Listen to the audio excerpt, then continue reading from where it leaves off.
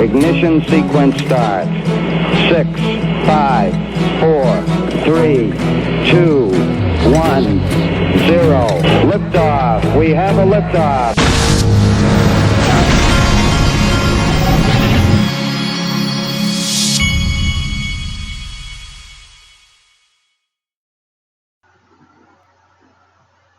Hey everybody, this is the Digital Asset Investor. I do have cinnamon in my coffee this morning, and I've also got a kind of funny story. I wanted to tell you something that my 6-year-old told me this weekend. We took my 6-year-old to sit in Santa Claus's lap, and I've told you all before, I have two boys. I have a 12-year-old and I have a 6-year-old. Well, my 6-year-old is one of those he's very streetwise, just naturally streetwise, whereas my 12-year-old is more of the intellectual. He's book smart. But my 6-year-old can manipulate him, and so and does every day of his life. Well, my 6-year-old, before he sat in Santa Claus's lap, he's been thinking about this whole thing, and he told me that he had an idea. That he said, Daddy, you know how Santa Claus is always watching you? He said, well, I was going to ask Santa Claus if I was good at baseball, because if he does not know that I'm good at baseball, then that would mean that he's really not watching me. And so my little 6-year-old had been plotting in his mind to go and try to trick Santa Claus and see if Santa Claus was really watching him. I guess he wants to see if he can get away with being bad all year long. I'm not sure, but I think that's where he was going with this.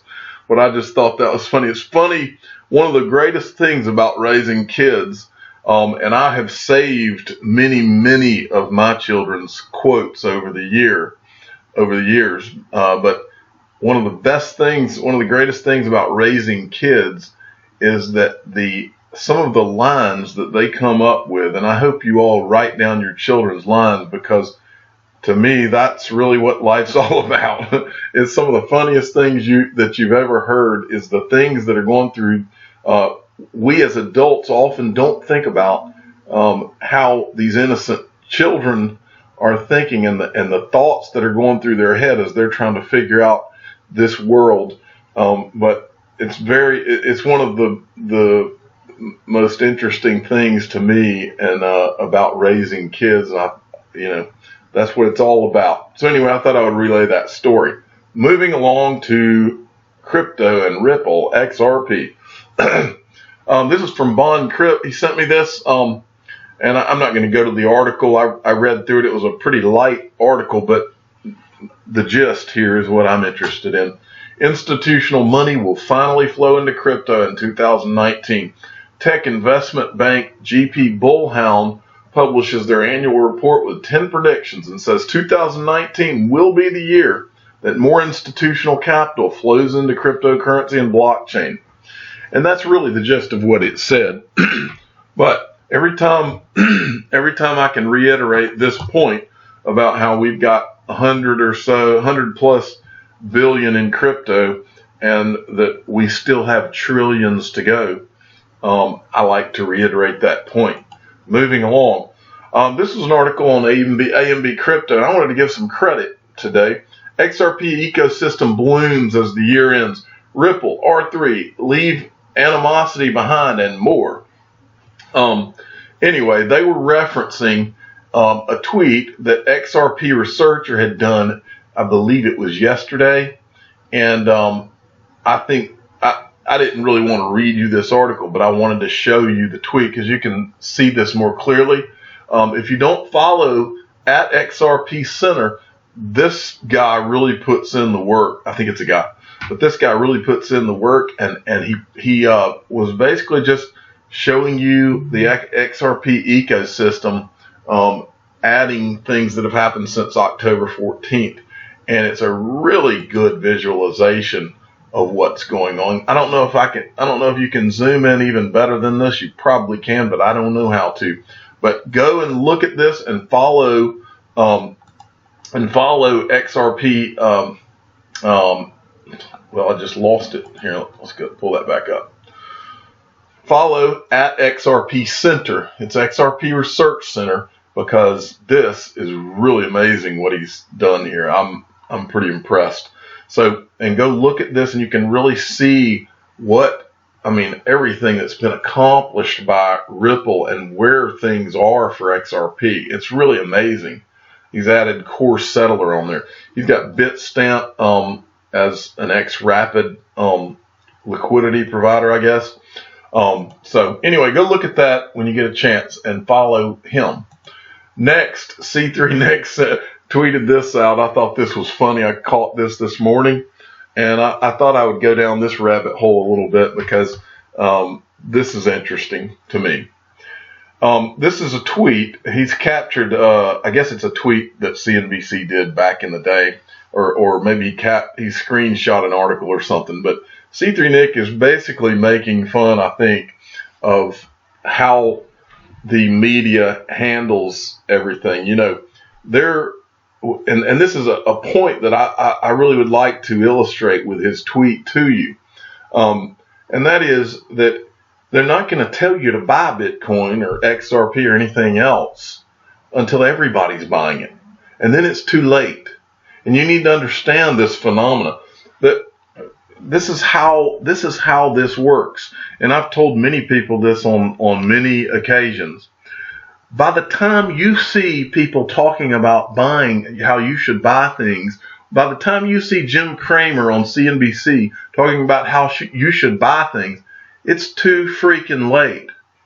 You should always, think about this. If you bought Bitcoin when CNBC was giving you on December 8, 2017, if you bought Bitcoin at $19,000 when they were wanting to teach you how to buy it, look where you would be now. It's not the time to buy once CNBC and all these mainstream media outlets are telling you to buy. It's time to buy when people who have to be like myself, I'm sitting here. We take all of the punches when the market's down, and I'm willing to take it because I know what's right and I know what's honest and I know what's going to happen. The time to man up and do what you know your gut tells you to do is when all the chips are down, and when it scares the crap out of you. That's the time where you can invest and get into things like this and actually make the money. By the time CNBC is touting, oh yeah, we should all get in Bitcoin, that's when they and their buddies have positioned themselves to make the money off of your money. And so, and I'll give you another example. This is from November 29th, 2017. They actually gave a tutorial, and during that same time, this is Brian Kelly, they actually gave a tutorial on how to buy XRP, as I recall, as well. And so this is all coming now. Don't think that don't think that they're done telling you all how you can get into cryptocurrencies, because it's coming, and it's coming on a much larger scale. The how to buy XRP crowd is coming, and they're going to be coming, and it's going to be a ferocious sales pitch when it comes. Because once Wall Street and the institutions and all these people finally have opened up shop, get ready. Because like I've been telling you the last few days, the commercials and all that, it's not just going to be commercials. These guys they'll be glad to help you buy at that point.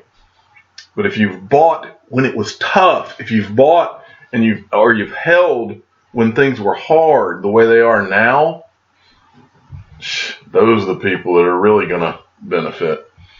I'll show you one more thing. They weren't telling you to buy. On February 10th of 2017, Bitcoin drops $100 as China's central bank corrals the market. Now, think about this for a minute. Let me see if they show in this article a Bitcoin. Okay, the news caused the price of Bitcoin to drop sharply on Thursday from near a 1 month high of $1,063 to as low as $954. Now think about this. What if they had done a buying tutorial on Bitcoin when it was $900 and something on February 10th, 2017? That buying tutorial would have been worth something. But the buying tutorial, once it's at $19,000, is completely worthless and serves someone, but not you, the average Joe investor, not me. So remember that, and remember that C3 Nick's tweet illustrates a very important point, and you should let that sink in. I wanted to show you one final thing. This is Paper Tigers and Real Bears. This is my favorite XRP blogger.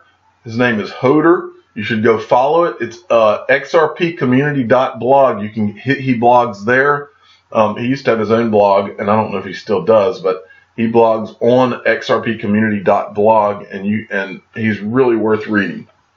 But what I like to do is I like to read the last paragraph of his blogs are usually right on point, and I thought that today's was as well.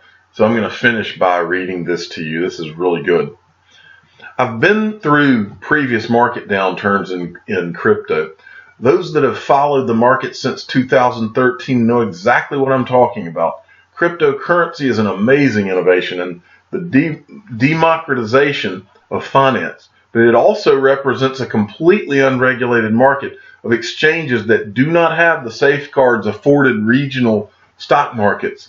When irrational panic overwhelms a regulated exchange, there's an automatic stoppage of trade that provides market participants a chance to slow down and reflect on the fundamentals of the underlying assets.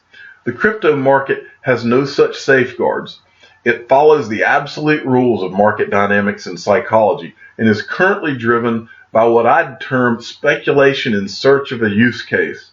And when traditional business investors look for real value underneath the usual crypto hype, they will find XRP. This is what we've seen even during the market downturn, and it's a signal that the entire crypto market and its new conservative participants seeking real business value are turning their attention to XRP. XRP is championed by several major participants and a myriad of small business and individuals. The focus for XRP has always been on its real utility and suitability for supporting cross-border transactions, along with several other innovative use cases, such as micropayments and sharing economy finance. The crypto market is in sore need of leadership, and in this vacuum has stepped one particular crypto asset that seems to have all the necessary pillars: security, scalability, and decentralization. It's an obvious preference of crypto buyers even during the red days of a market crash. So do not underestimate what will happen when XRP's use cases are activated and scaled to support global commerce. It will lead from the front and is prepared to point the crypto market to a much more promising tomorrow. Here, Hoder. That is a great finish there. But I do want to point out one thing he says here that I've mentioned before, and that is the traditional markets. Watch the stock market as it plunges these last few days. These guys put in brakes. They have brake. They call them, oh yeah, we're putting in the brakes. All they really have is they have safeguards that they've put in place for themselves in the traditional markets so that reality can't set in. Well, in the crypto market, you get true reality right now. Now, eventually Wall Street will come in and they'll figure out how to put in their stops once they're fully parked in crypto and are making their big bucks. But for now, we don't have all those stops. I always laugh when I hear them say, oh yeah, the Dow, we're putting the brakes in. Or, yeah, you're putting the brakes in because you're trying to put off the reality of the disaster you've created. But the bottom line is this: trillions are coming, folks. So strap in and do your thing. Be tough. Big boy pant time. I'm the digital asset investor. I'm not an investment advisor. This is for entertainment purposes only. Please subscribe and hit the like button and tell your friends and family that Hoder says we have a promising tomorrow. Thanks for listening.